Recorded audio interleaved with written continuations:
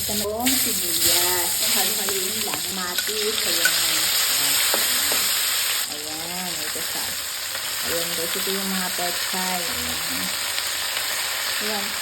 Ayan. Ganyan lang siya kaliit din yan. Tapos haluin natin yan hanggang sa lumambot yung mga pechay natin. At hayaan na.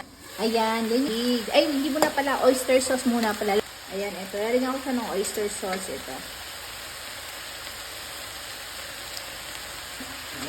Diba, nag-ano siya, nagkonti siya, nag-asa na lang. Ayan guys, pinila ko ng pampalasa, tapos, isabaw. Kasi gusto ko talaga may sabaw, para sa mga anak ko. Ayan. Ayan, o. Ayan. So, tatakpan ulit natin, hintayin na. So, maglalagay na ako dito ng mga, ako siya ng isda. Pero kahit na anong isda ang available sa inyo, pwede yung galunggo. So, ayan na. Ready nang iulam. Yay! Tikman pala muna natin, ha? Sige, titikman ko guys.